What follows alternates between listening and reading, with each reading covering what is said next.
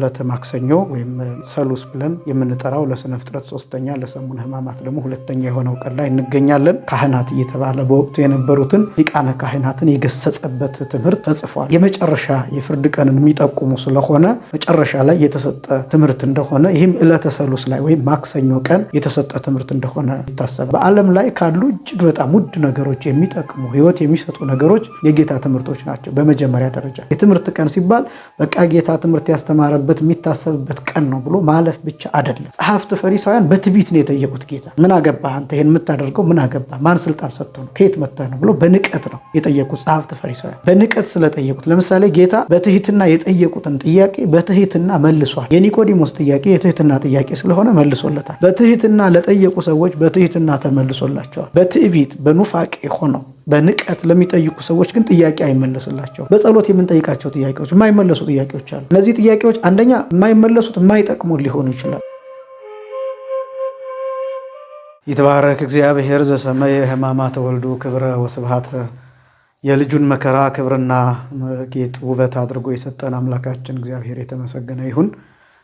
የተከበራቸው ኦርቶዶክሳውያን በመላው ዓለም የምትገኙ እንዲሁም ነቃ ጥበብ ቲዩብን የምትመለከቱ የምትከታተሉ ሁላችሁም በልዑል እግዚአብሔር ስም በያላችሁበት እንደምንሰነበታችሁ አምላካችን እግዚአብሔር ለዚህ ዕለትና ለዚህ ሰዓት አድርሶ በዚህ በሰሙነ ሕማማት የአምላካችንን መከራና ስቃይ እያሰብን ለምንባረክበት ጊዜ አድርሶ በረከቱን እንዲያሳድርብን የአምላካችን ቅዱስ ፈቃድ ይሆንልን።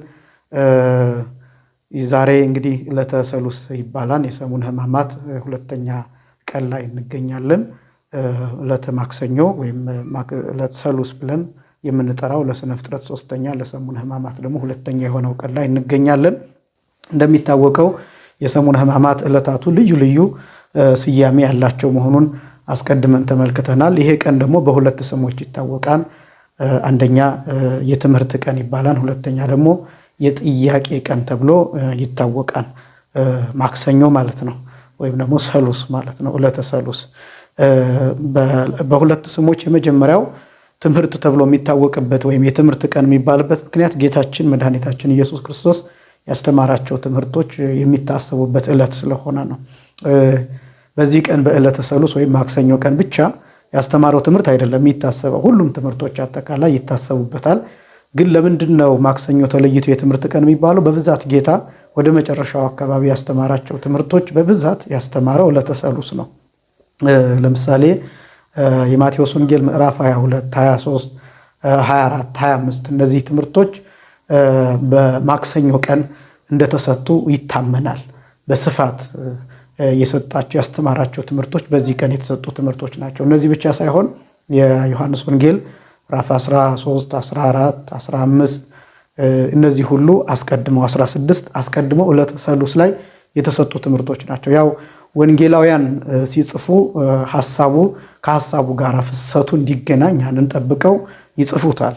ለምሳሌ አሁን የዮሐንስ ወንጌል ምዕራፍ 13 ያው ሐሙስ ማታ የተፈጸመ ታሪክ መሆኑን ከዛ አያይዞ ትምህርቱን ያስቀምጣል። ነገር ግን ብዙዎቹ ትምህርቶች ግን ቀደም ብለው የተሰጡ ናቸውና ስለዚህ ዕለተ ሰሉስ ላይ ማክሰኞ ቀን የጌታችን የመድኃኒታችን የኢየሱስ ክርስቶስ ሰፊ ትምህርት የሚነገርበት ነው። ለምሳሌ የማቴዎስ ወንጌል ምዕራፍ 21 ላይ በስፋት ጌታውን ስለ ፈሪሳውያን ያስተማረው ትምህርት አለ። በምሳሌ በአላጸደ ወይን ብሎ የወይኑ ባለቤት ብሎ ያስተማረው ትምህርት አለ። የማቴዎስ ወንጌል ምዕራፍ 22 ላይ ስለ ንጉሱ ሰርግ ሁሉም ተዘጋጅቶ ስለተጠሩት ሰዎች ስለነሱ ያስተማረው ትምህርት ይገኛል። ከዛ የማቴዎስ ወንጌል ምዕራፍ 23 ላይ ደግሞ ስለ ጸሐፍት ስለ ፈሪሳውያን የተናገረው ተግሳጽ ወይም ዘለፋ ካህናት እየተባለ በወቅቱ የነበሩትን ሊቃነ ካህናትን የገሰጸበት ትምህርት ተጽፏል። ይህም ማክሰኞ ቀን የተሰጠ ትምህርት ነው። የማቴዎስ ወንጌል ምዕራፍ 24 ምዕራፍ 25 እነዚህ ሁለቱ የደብረ ዘይት ወንጌል ተብለው ይታወቃሉ። የደብረ ዘይት ወንጌል እንግዲህ ተብሎ የሚታወቀው ጌታ በደብረ ዘይት ስላስተማረው ነው እንጂ የመጨረሻ የፍርድ ቀንን የሚጠቁሙ ስለሆነ መጨረሻ ላይ የተሰጠ ትምህርት እንደሆነ ይህም ዕለተ ሰሉስ ላይ ወይም ማክሰኞ ቀን የተሰጠ ትምህርት እንደሆነ ይታሰባል። ይህም ማለት መጋቢት 20 እሁድ 22 ነው፣ ሰኞ 23፣ ማክሰኞ 24 በእኛ አቆጣጠር መጋቢት 24 ቀን ያስተማራቸው ትምህርቶች ናቸው። እነዚህ ትምህርቶች ለዚህ ነው የፍጻሜ ትምህርትን፣ የምጽአት ትምህርትን፣ የፍርድ ትምህርትን፣ የሚያመለክቱትም ለዛው ነው። ምዕራፍ 25ንም ስንመለከት እንደዛው ነው። የደናግሉን የቆነጃጅቱን እነዚህ ሁሉ ትምህርቶች ዕለተ ሰሉስ ላይ ይታሰባሉና በዚህ ምክንያት ማክሰኞ የትምህርት ቀን ይባላል። የሚበዛው የጌታ ትምህርት የመጨረሻዎቹ ትምህርቶች በማክሰኞ ቀን የተሰጡ ትምህርቶች ናቸው። በወንጌሉ ቅደም ተከተል መሰረት አስቀድመን እንደገለጥ ነው ሰኞ ላይ የተመዘገበው በለሲቱን እንደረገማት ነው የተመዘገበው። ማክሰኞ ላይ ግን ሰፊ የሆኑ ረጅም የሆኑ ትምህርቶችን ጌታ አስተምሯልና በዚህ ምክንያት ዕለተ ሰሉስ የትምህርት ቀን ተብሎ ይታወቃል። የጌታ ትምህርት የሚታሰብበት። ሁለተኛ ዕለተ ሰሉስ የጥያቄ ቀን ተብሎ ይታወቃል። የጥያቄ ቀን የሚባለው ለምንድን ነው? ጸሐፍት፣ ፈሪሳውያን፣ ሰዱቃውያን የተለያዩ ጥያቄዎችን የጠየቁበት ጊዜ ነው። ይህም የማቴዎስ ወንጌል ምዕራፍ 21 ላይ አለ። እንዲሁም የማቴዎስ ወንጌል ምዕራፍ 22 ላይም ተጽፎ ይገኛል። ጥያቄዎቹ የመጀመሪያው ጥያቄ አስቀድመን እንደገለጥ ነው ቤተ መቅደሱን በሚያጸዳበት በሚያነጻበት ጊዜ እነዚህ ወንበዴዎች፣ ሌቦች፣ ሽፍቶች እያለ ይሸጡ ይለውጡ የነበሩትን ሰዎች እየገፈተረ ነበር ያስወጣቸው የነበረው። እየገፈተረ እየገረፈ ወርቃቸውን ብራቸውን እየገለበጠ ነበር ያባረራቸው የነበረው እና የአባትን ቤት የሌባ የወንበዴ ዋሻ አደረጋችሁት እያለ ሲናገር ሰምተው ስለነበረ ጸሐፍት ፈሪሳውያን ቀርበው በመባህ የተመኑ ትገብር ዘንተ የሚል ነበር ጥያቄ። በማን ስልጣን ይህንን ታደርጋለህ ብለው ነው የጠየቁት። የማቴዎስ ወንጌል ምዕራፍ 21 ከቁጥር 23 ጀምሮ ተጽፏል ይሄ ጥያቄ። የመጀመሪያው ጥያቄ የማቴዎስ ወንጌል ምዕራፍ 21 ከቁጥር 23 ጀምሮ እና ካህናቱ ቀርበው በማን ስልጣን ነው የምታደርገው? የምትገርፈው አንተ ማን? የምታስወጣው አንተ ማን? የምታሳድደው አንተ ማን? ይህንን ስልጣን ማን ሰጠ ብለው ጠይቀውታል። የጥያቄ ቀን የሚባለው ለዚህ ነው። ከዛ ጌታ ሲመልስ ምንድን ነው ያላቸው? እኔም አንድ ጥያቄ ጠይቃችኋለሁ፣ ይህንን ከመለሳችሁልኝ እኔም መልስ እሰጣችኋለሁ አለና እሱም ጥያቄ ጠየቃቸው።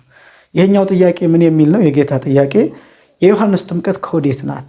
ማየቴ ጥምቀቱ ለዮሐንስ የዮሐንስ ጥምቀት ከወዴት ናት? ከሰማይ ናት ወይስ ከሰው ናት ብሎ ጠየቃቸው። የጥያቄ ቀን የሚባለው እነሱ መጠየቃቸው ብቻ ሳይሆን ጌታ መልሶ ስለጠየቃቸው ነው። እና እነሱም ተጨነቁ። ከሰማይ ነው ብንል ለምንድን ነው ያላመናችሁበት ብሎ ያፋጥጠናል ብለው ፈሩ። አይ ከሰው ነው ደግሞ ብንል ብዙ ሰዎች ዮሐንስን እንደ አምላክ ያዩታል፣ እንደ ነቢይ ያዩታል፣ ይፈሩታል፣ ያከብሩታልና ከሰው ነው ለምን ትላላችሁ ብለው ህዝቡ ይጣሉናል ብለው ፈሩ፣ ተጨነቁ። በዚህ ምክንያት የመለሱለት መልስ ምን የሚል ነው? አናውቅም የሚል ነው የመለሱለት። ከዛ ጌታችን መድኃኒታችን ኢየሱስ ክርስቶስ መልሶ ምንድን ነው ያላቸው? እናንተ ይህንን ካልነገራችሁኝ እኔም ደግሞ ይህንን በማን ስልጣን እንደማደርግ አልነግራችሁም አላቸው። የጥያቄ ቀን የሚባለው ለዚህ ነው። ጥያቄው መጠየቁ ብቻ ሳይሆን አልተመለሰም። እሱ ብቻ ሳይሆን ጌታ የጠየቀውንም ጥያቄ እነሱ አልመለሱትም። ጌታም አልመለሰላቸውም፣ እነሱም አልመለሱለትም። በዚህ ምክንያት የጥያቄ ቀን ተብሎ ይታወቃል። ይህ ብቻ ሳይሆን የማቴዎስ ወንጌል ምዕራፍ 22ም ደግሞ ስንመለከት ሰዱቃውያን መጥተው የጠየቁት ጥያቄ አለ። እነዚህ ሰዱቃውያን ትንሣኤ ሙታን የለም ብለው የሚከራከሩ ናቸው እና ጌታችንን መጥተው አንድ ሰው ሚስት አግብቶ ሳይወልድ ቢሞት ከዛ ደግሞ ታናሽ ወንድሙ ዘር ለመተካት ብሎ ለታላቅ ወንድሙ ዘር ለመተካት ብሎ የታላቅ ወንድሙን ሚስት አግብቶ ግን ሳይወልድ ቢሞት፣ ሁለተኛውም እንደዛ፣ ሶስተኛውም እንደዛ እስከ 7 ድረስ 7ቱም ወንዶች ቢያገቧትና ቢሞቱ ልጅ ሳይወልዱ ከዛ ትንሣኤ ሙታን አለ የምትል ከሆነ ወይም ደግሞ በኋላ ዘመን ሙታን ይነሳሉ የምትል ከሆነ ይህች ሴት ለማንኛው ትሆናለች? ወይ ደግሞ ማንኛውን ታገባለች? የመጀመሪያውን ነው ወይስ ሁለተኛውን ወይስ ሶስተኛውን? የትኛውን ወይስ ለ7ቱ ነው የምትሆነው ብለው ጌታን ሰዱቃውያን ጠይቀውታል። እና ሁለተኛው የጥያቄ ቀን የሚባለው ለዚህ ነው። ያው ጌታችን መድኃኒታችን ኢየሱስ ክርስቶስም መጽሐፍትን ባለማወቃችሁ ትስታላችሁ ብሎ ከገሰጻቸው በኋላ ከሙታን ከተነሳን በኋላ የምንኖረውን ኑሮ የምንኖረውን ሕይወት ጌታችን መድኃኒታችን ኢየሱስ ክርስቶስ አስረድቷል። እግዚአብሔር የሙታን አምላክ አይደለም፣ የሕያዋን አምላክ ነው ብሎ እና አብርሃምን እና ይስሐቅን እና ያዕቆብን ይጠቅሳል። ይሄ ብቻ ሳይሆን እንደ ሰማይ መላእክት እንደምንሆን የሰማይ መላእክት አያገቡም፣ አይጋቡም፣ አይበሉም፣ አይጠጡም ሕያዋን ሆነው እንደሚኖር ሁሉ ከሙታን ተለይተን ከተነሳን በኋላ የመላእክትን ዘመን የመላእክትን ሕይወት እንደምንኖር ጌታችን መድኃኒታችን ኢየሱስ ክርስቶስ አረጋግጦልናል። ይህም በሊቃውንቱ አጠራር ሀዩ ከመ መላእክት ተብሎ ይጠራል። እንደ መላእክት መኖር ወይም የመላእክትን ሕይወት ገንዘብ ማድረግ ማለት ነውና ስለዚህ የጥያቄ ቀን ተብሎ ይጠራል። ለዚህ ለጥያቄ ደግሞ ጌታችን መልስ የሰጠበት ነው። ይሄኛው ተመልሷል። እነዛኞቹ ግን እነሱ የጠየቁትም አልተመለሰም፣ እሱ የጠየቃቸውም አልመለሱለትም። አሁን እንደዚህ ሲባል መልሱ አይታወቅም ማለት አይደለም። ነገር ግን የጠየቃቸው ጥያቄ እነሱ መመለስ ካልቻሉ ፈቃደኞችም ካልሆኑ ይሄኛውን ቢነግራቸው ስለማይረዱት ልባቸውም ጠማማ ስለሆነ ቅን ስላልሆነ በዚህ ምክንያት ጌታችን መድኃኒታችን ኢየሱስ ክርስቶስ መልሱን አልነገራቸውም።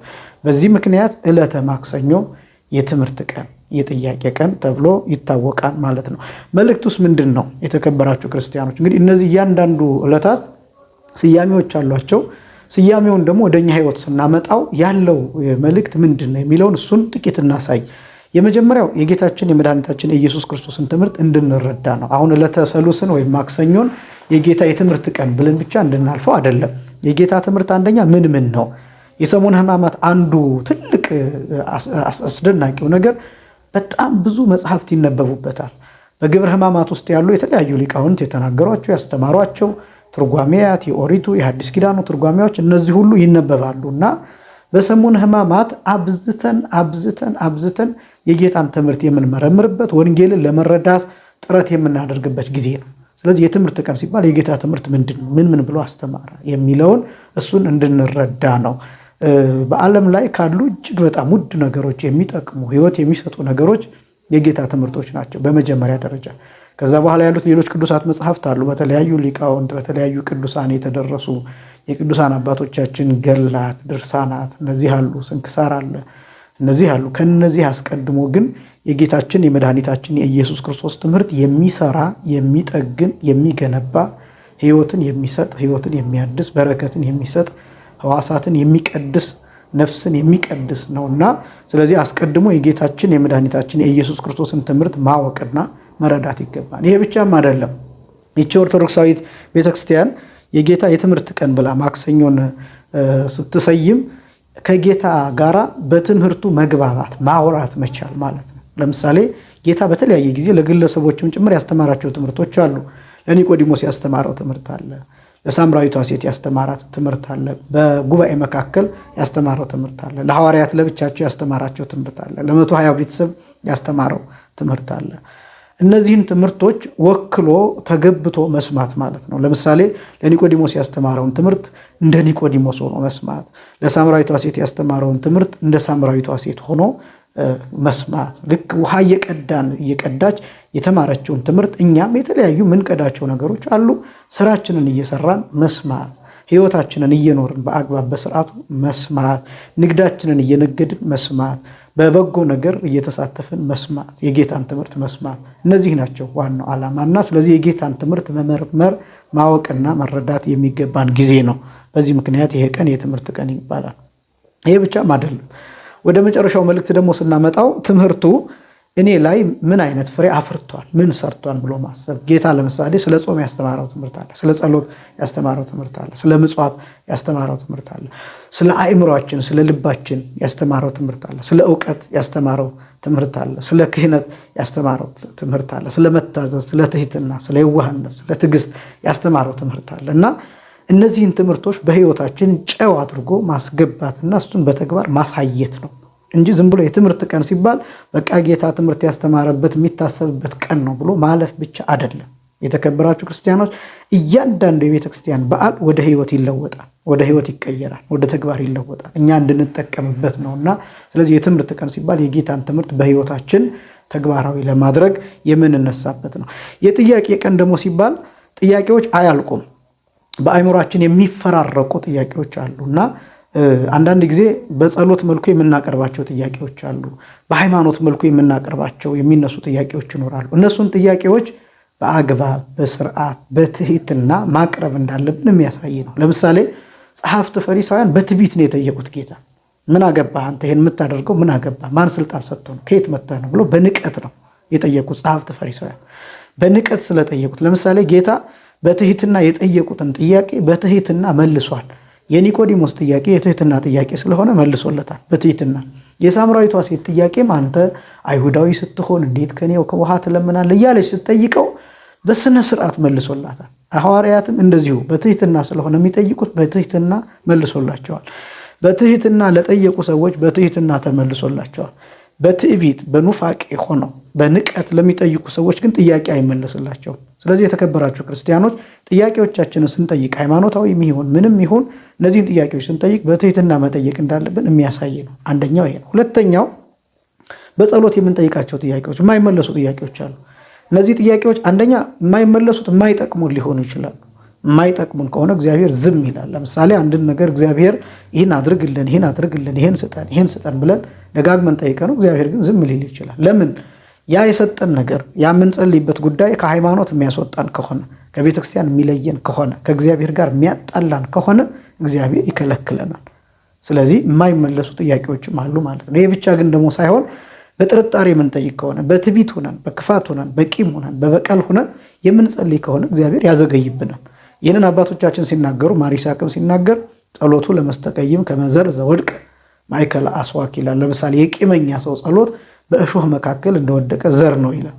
ልክ አድጎ ፍሬ ሊያፈራ ሲል እሾሁ አጣብቆ ይይዘዋል። ስለዚህ የሚፈለገውን ፍሬ እንዳይሰጥ ያደርገዋል ማለት ነው። ስለዚህ የተከበራችሁ ክርስቲያኖች ጥያቄዎቻችንን በጸሎትም ይሁን በሃይማኖት ጉዳይ ያሉ ጥያቄዎችም ቢሆን ስናቀርባቸው ከትዕቢት ነፃ የሆኑ ከንቀት ነፃ የሆኑና ትክክለኛ ለመረዳት ለማወቅ እንዲሁም ደግሞ በፍጹም እምነት በፍጹም ትህትና የቀረቡ መሆን እንዳለባቸው የሚያሳዩ ናቸው።